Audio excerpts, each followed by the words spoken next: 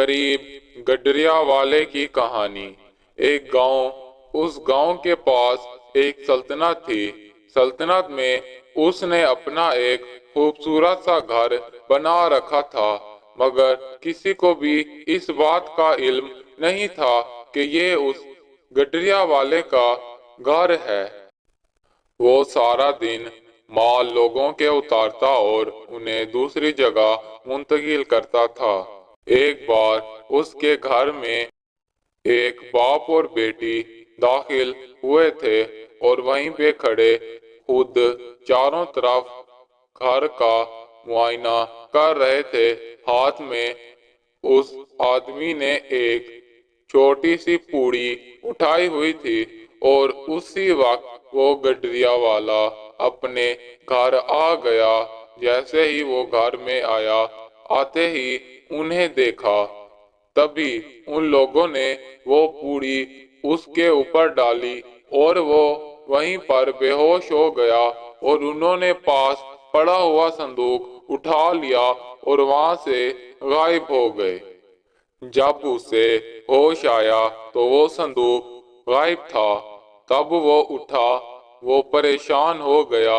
اس کے بعد وہ راجا کے پاس گیا، راجا کو جا کر سارا ماجرا بتایا۔ تب راجا نے اسے انصاف دلانے کی ٹھان لی، کیونکہ وہ بہت غریب تھا بیچارہ۔ سردار نے ان لوگوں کو بڑی محنت اور مشقت سے ڈھونڈ لیا۔ جب وہ دونوں ایک دوسرے کے آمنے سامنے کھڑے تھے، تب ان کی زبان پر صرف اور صرف ایک ہی الفاظ تھے کہ یہ ہمارے ساتھ مل کر چوری کرتا تھا، اور جب ہم نے اس سے حصہ مانگا تو اس نے حصہ دینے سے انکار کر دیا۔ راجا اسے دیکھ رہا تھا۔ اس نے کہا کہ نہیں، یہ میری ساری زندگی کی محنت سے کمائی ہوئی جمع پونجی ہے۔ راجا نے تسلی کے ساتھ اس کی بات سنی۔ پھر راجا نے کہا کہ ایسا کیا کام کرتے تھے تم کہ تمہاری محنت کی اتنی کمائی بن گئی کہ یہ پورا کا پورا صندوق سونے سے بھرا ہوا ہے؟ تب اس کے پاس کوئی جواب نہیں تھا۔ راجا نے کہا کہ کیا تم لوگوں کا سامان ایک جگہ سے دوسری جگہ منتقل کرنے میں اتنے پیسے کما لیتے تھے کہ تم نے پورا سونے کا صندوق ہی بھر دیا؟ وہ چپ کر کے ٹھہرا ہوا تھا۔ تب راجا نے کہا کہ اگر تم نے میری بات کا صحیح طرح سے جواب نہ دیا تو اب بھی میں تمہارا سر قلم کرا دوں گا۔ تب وہ گڈریا والا ڈر گیا۔ ڈر کے مارے راجا سے کہنے لگا، راجا جی، بالکل یہ لوگ ٹھیک کہہ رہے ہیں۔ میں لالچ میں آ گیا تھا اور انہیں ان کا حصہ نہیں دے رہا تھا، اور دراصل جو میں لوگوں کا سامان ایک جگہ سے دوسری جگہ پہنچاتا تھا وہ لوگوں کا نہیں بلکہ میرا سامان ہوتا تھا۔